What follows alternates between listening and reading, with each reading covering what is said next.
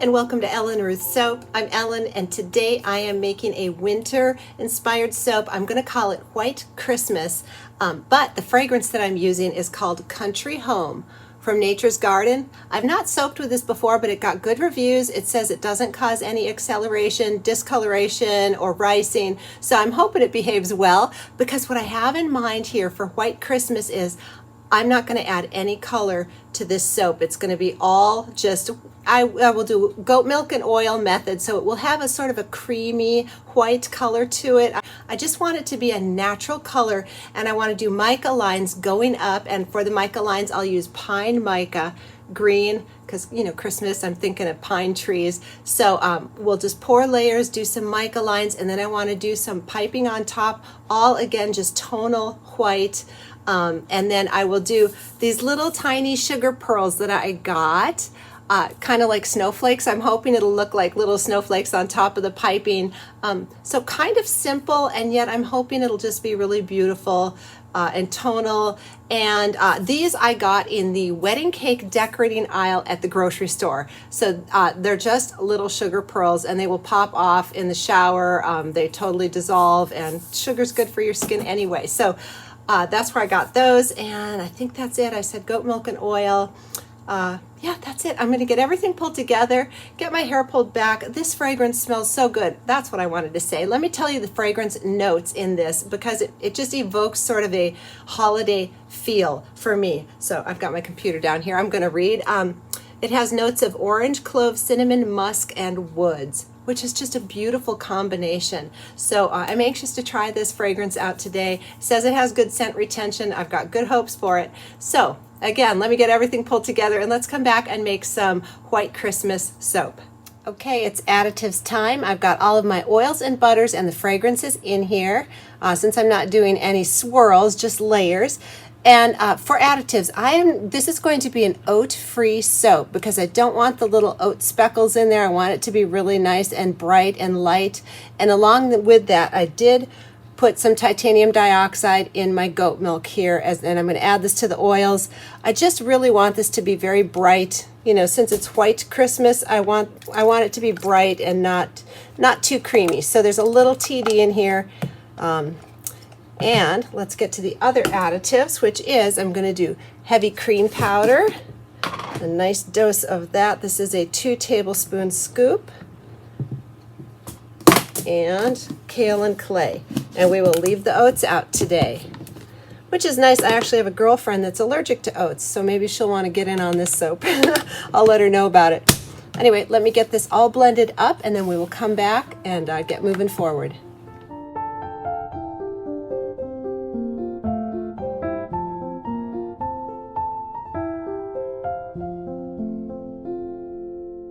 And I wanted to show you the piping bag I have all set up here, and this is an Mica 888 tip, I think. It's just kind of I don't know if you can see, it's like a swirly star tip.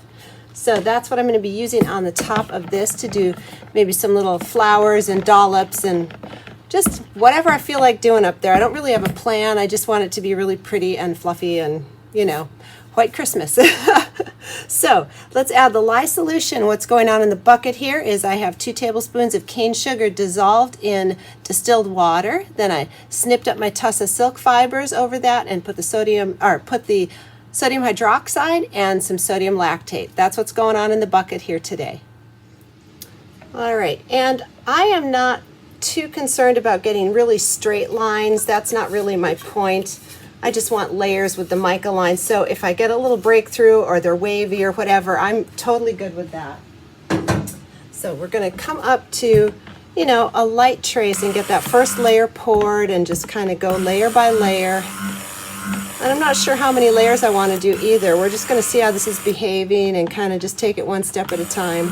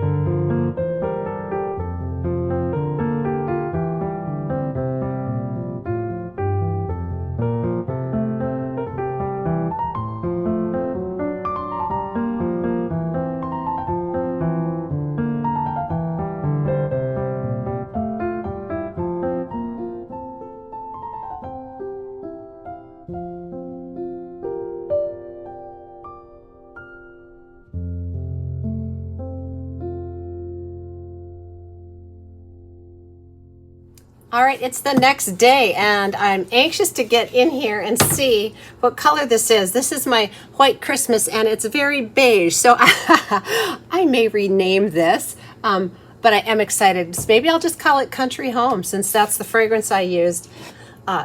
It's a beautiful color. It's very creamy. I mean, I do love the color, but it's not white. So I had to revisit the name. This went through gel phase, and as it started, I kept peeking on it to make sure it didn't overheat, and I'm like, oh boy, looks darker than I thought. So let's get in here, get it cut, and you know, we'll see if I want to rename this and maybe revisit White Christmas with a fragrance that's a little brighter. But it smells great. I think it looks really pretty. Can't wait to get in there and see those mica lines.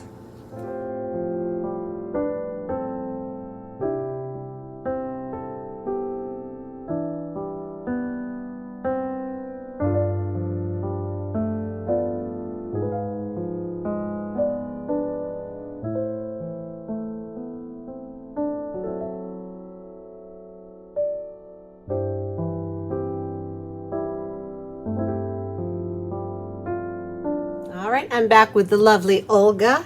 Can't wait to get in here and see how those mica lines came out. These are so pretty. Definitely not going to call these White Christmas. I have decided. I haven't decided what I am going to call them though.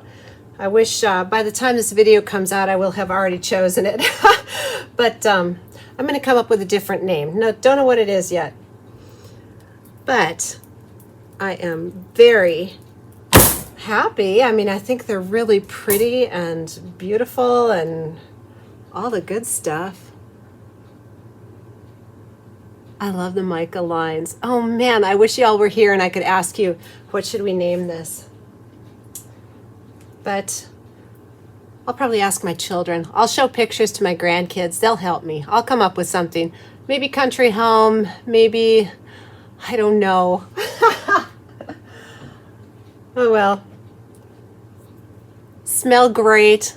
I love how the top came out. I like the tonal idea. I may revisit this again with a and try some more TD, try to bump up the whiteness of it. But there's just something really, I don't know, nice about the creaminess of it too.